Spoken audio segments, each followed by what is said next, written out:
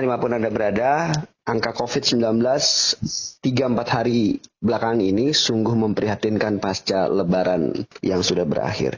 Hampir menembus angka di atas 5 ribuan.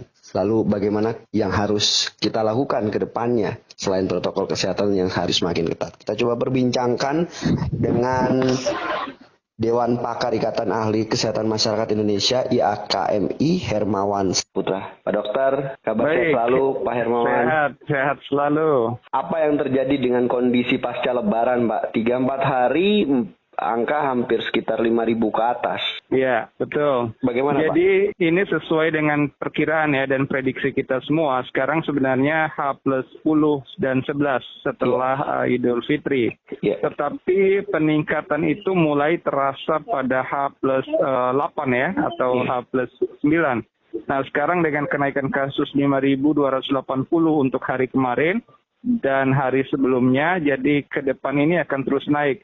Jangan lupa setelah Lebaran ya, selama H+1 hingga H+6 itu, sebenarnya kecenderungan kasus itu menurun, kasus aktif juga menurun. Hanya saja memang kelemahan di kita itu terkait dengan testing. Specimen rate kita bahkan pernah hanya 18.000 lebih, kemudian naik 30.000, antara itu 30.000, 40.000, turun lagi, naik terus. Nah, sekarang spesimen kita per hari kemarin udah di angka 70.000 lebih, bahkan 72.000 lebih.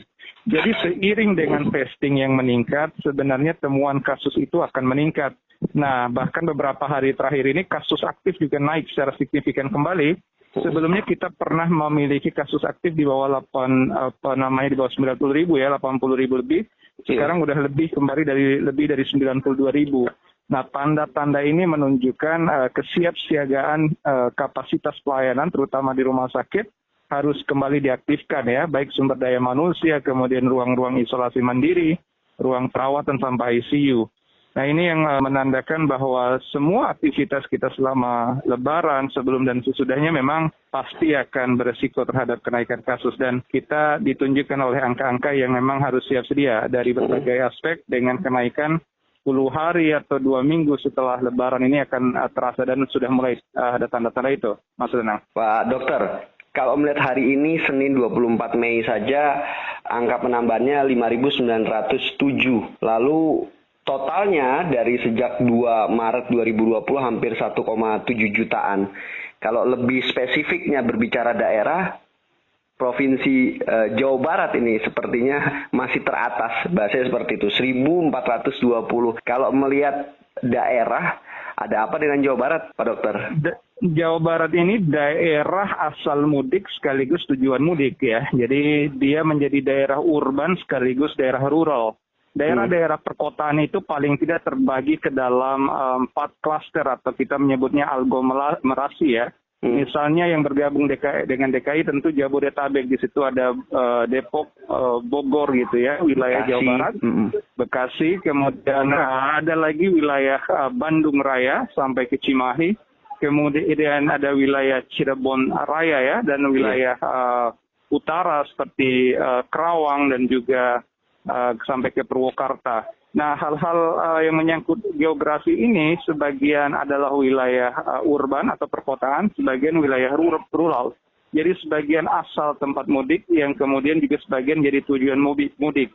Intinya ada jutaan manusia yang bergerak di wilayah-wilayah di dalam Provinsi Jawa Barat ini. Plus lagi destinasi wisata ya, kita harus ingat bahwa pada saat Lebaran di hari H bahkan sehari setelahnya itu terjadi pembukaan area pariwisata yang signifikan di Jawa Barat hingga Pelabuhan Ratu di daerah Sukabumi dan seterusnya hingga ke Garut ya. Iya. Jadi mobilitas dalam rangka mudik satu sisi, kemudian aktivitas silaturahim, kemudian juga itu satu sisi, dan yang satu sisi lain adalah pariwisata.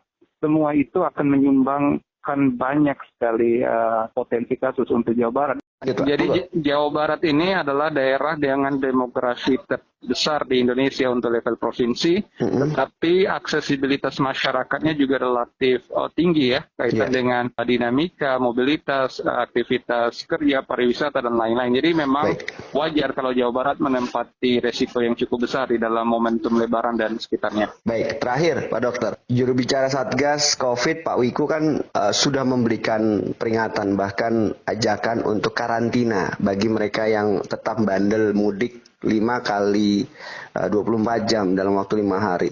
Karantina ini menurut Pak Dokter di masyarakat realitanya seperti apa? Kalau daerah-daerah yang terkonsolidasi secara administratif dengan baik seperti DKI Jakarta itu bisa efektif. Tetapi kalau kita lihat variabilitas Jawa Barat ya, khusus di wilayah-wilayah, tidak hanya Jawa Barat saya pikir, seluruh daerah di Indonesia itu sangat rumit ya implementasinya di lapangan. Dan itu sangat tergantung dari proses surveillance ya, atau tracing dari perjalanan itu juga. Banyak warga yang melapor untuk mudik, tetapi prediksi saya jauh lebih banyak yang tidak melapor. Jadi memang untuk karantina dan lain-lain ini memang sangat sulit dikala pemerintah daerah secara administratif itu tidak cukup powerful ya. Nah, DKI Jakarta sebenarnya cukup bisa untuk itu. Ketika memang DKI Jakarta berfungsi kalau memang sampai pada level RT RW, kelurahannya betul-betul komitmen sesuai dengan arahan gubernur.